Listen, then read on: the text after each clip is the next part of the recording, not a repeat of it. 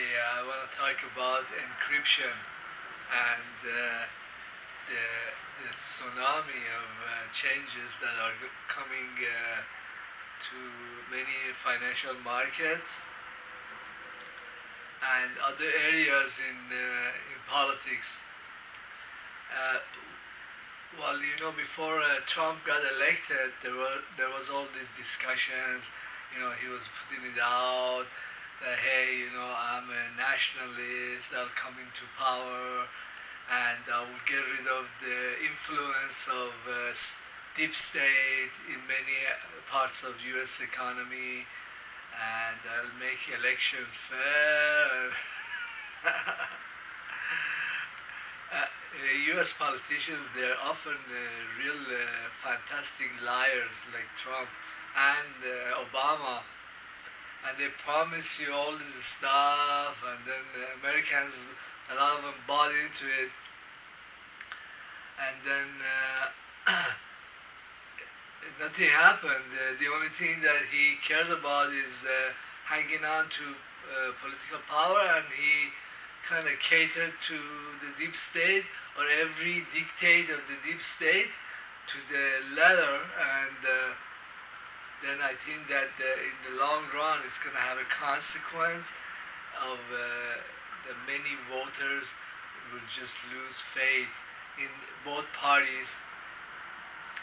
Well, Salente says that in the future United States will have other political parties, but I think that the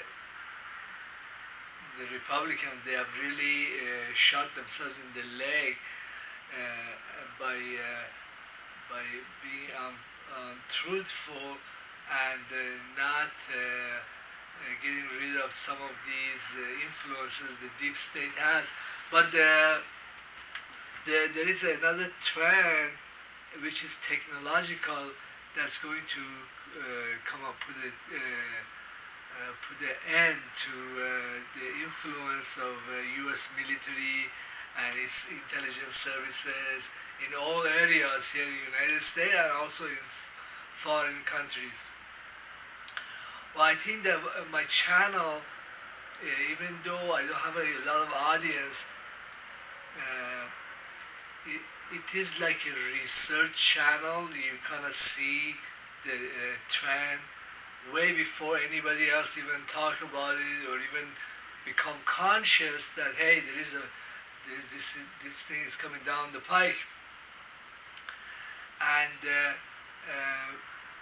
one of these things is that many companies, many chip manufacturers and mobile phone manufacturers or software that goes into mobile homes and Androids or other apps like WhatsApp that goes on the Android, they will start offering their customers end-to-end encryption, which means that when you open up your mouth and you utter a word, for example, when I talk to my mom, the first letters I say from the beginning is encrypted, and you need very specialized equipment or software from maybe the company directly.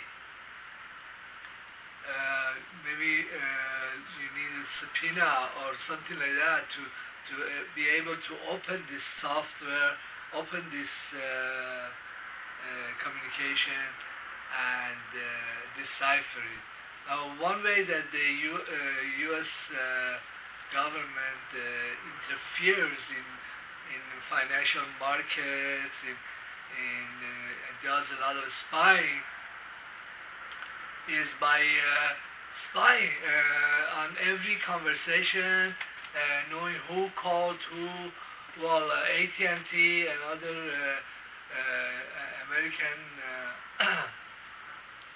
telecoms, they cater to the U.S. government, and using this spying equipment, they know how to sabotage and modify and front run many processes that goes on in society. But what if the technology comes along, it doesn't cost you a penny, but it encrypts everything, makes it impossible for these bozos to be part of the market or part of the politics. And then what? Then what people will notice is a tremendous vacuum that exists in the political arena, in the markets. It will become like you're married to a zombie, and then one day you wake up in the bed and you see the zombie before she has put up her makeup, and you discover, hey, I have nothing. It's so funny. Uh, my marriages were really bad, and sometimes I talk about politics, and I remember my exes and all the stuff I went through. But anyhow, what if these technologies, encryption, uh, really puts an end to this paper empire, to this influence that many groups they really don't deserve all these influences. Uh, I had an Instagram video was called Extinction by Encryption. Actually misspelled encryption. It's supposed to have a Y. I put an I. I don't know how. Still don't know how to change the writings of my videos. I'm still a newbie with the with the Instagram, but this is a very distinct possibility. One reason the cryptocurrencies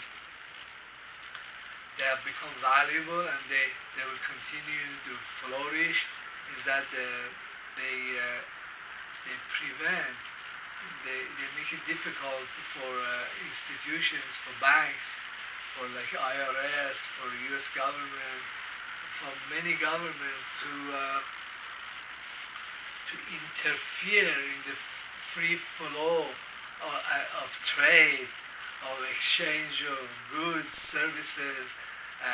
There is actually a hidden hand of the market and price discovery with things, with trade, with the buying and selling of goods that has little to do with what the APAC or the Zionists or the CIA wants to do.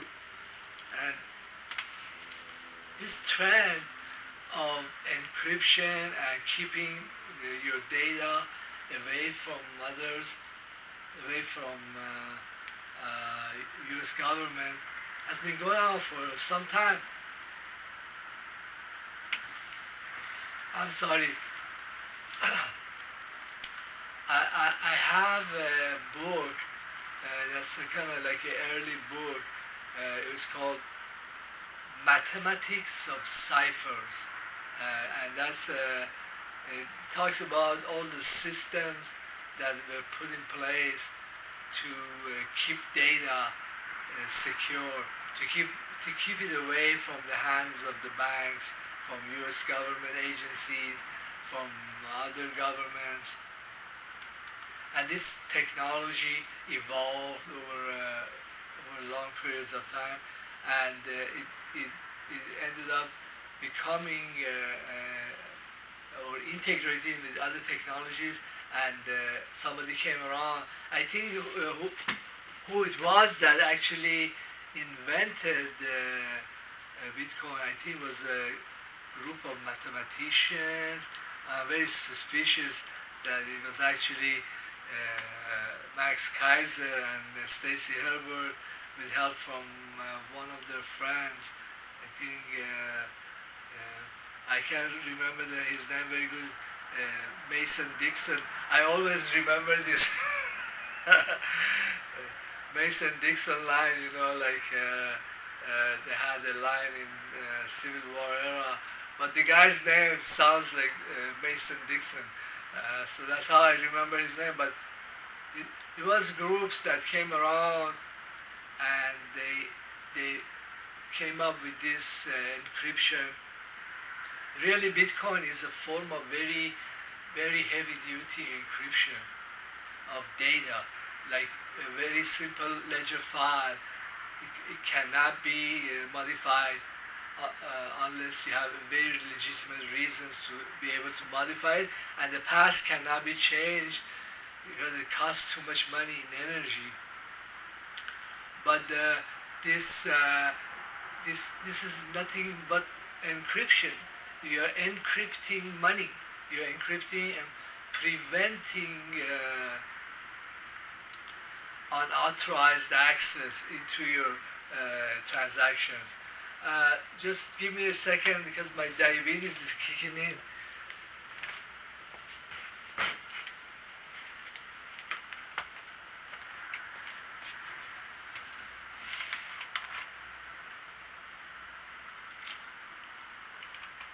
But then there is forms of cryptocurrency that you don't need to have all this encryption or moment by moment encryption or mining, because all the money has already been mined. It's nothing but a whole collection of codes. Like you have a 28-bit uh, string of letters and numbers, and out of the universe of zillions of these codes that can exist, 28-bit code, you select some, and those have significant money. They are money, really, that you can sell at a price. But it doesn't have to be in this form. It doesn't have to. Crypto doesn't have to exist in this manner, but actually a form of very crude kind of crypto actually existed, evolved when many companies started issuing Visa cards or credit cards, and a technology evolved around it. For example, if I lose my credit card, if I dropped it, which happened today, I dropped my debit card, but then I wasn't too worried that somebody is gonna come and use it, because in the back room, in the boiler room, there is all these computers running that analyze purchases. And if, say, for example, somebody had found my credit card and went on Amazon and bought something for $100, then I might most probably will get a call or email that your credit card might be stolen, or did you lose it. The banks, they do this stuff, but actually my bank, US Bank, does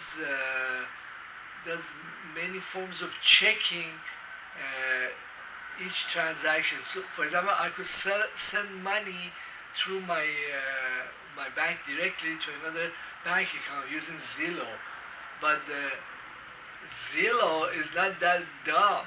Zillow is actually hooked to the database of the kinds of transactions I do, and also it checks back by sending codes to my cell phone.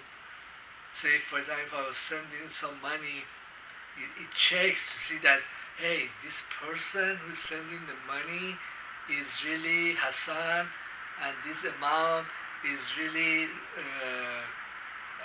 the kinds of monies that he would send, and where the money is going is a legitimate recipient. For example, my son is recipient of this money. But say the guy in the street is not related to me, he would not be. And the computer, the database, the deep data that's hidden behind many Visa transactions, that actually figures out that if a transaction is legitimate, this is actually a form of encryption, but it's more dispersed or more centralized for the benefit of the bank mostly, and it benefits me in a certain way too because I have a relationship with this bank. But where I'm going with these ideas is that encryption can exist in many levels and in many forms. And actually, an encrypted currency doesn't have to be like Bitcoin. The strengths of encryption doesn't have to be in such total encryption, so totally decentralized. I mean, with Bitcoin, the mining and the decentralized computer systems, they are like have replaced the back room, the computer back room of the U.S. Bank or the Federal Reserve.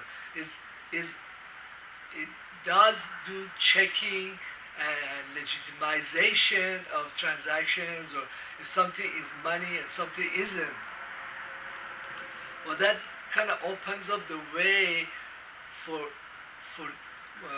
digital currencies or encrypted or semi-encrypted or like cryptocurrencies that the all the money has already been mined. Just like the strings of code that I told you, that out of the zillions of codes that can exist in this universe of codes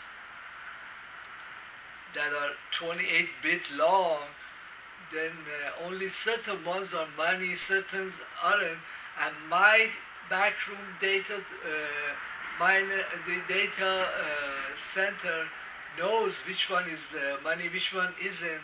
It hands out that money to only people that paid in other currencies or did services, and then later on is able to check back and forth. I mean, some of these ideas might sound a little strange, but they're not really that difficult. And I think that money itself will become code, will become like Ethereum. It's really a code. It's a protocol of how things are checked, or the if but this can be decentralized, or it can be kind of centralized, or not. But what I'm saying is that as time goes on, as these different encryptions take hold in financial systems and also in communication systems, then entities like CIA or hedge funds that were successful in creating currency, or they were able to get into these transactions and exploit them by front running the markets, they're going to have a lot more difficult time because many institutions and manufacturers, they're able to provide this software, these codes, this high-end encryption for free to anybody, and then is a process of extinction of more successful older institutions or financial systems or fiat currencies that were based on these older systems. They become extinct. They cannot produce currency or legitimize themselves on the fly. Uh, some of my lectures or ideas are a bit complex. You need a good understanding of math or encryption, but they're not too far-fetched.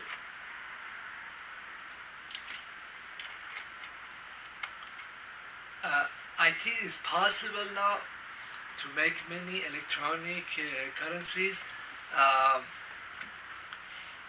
that they're kind of equivalent or kind of reach the same level of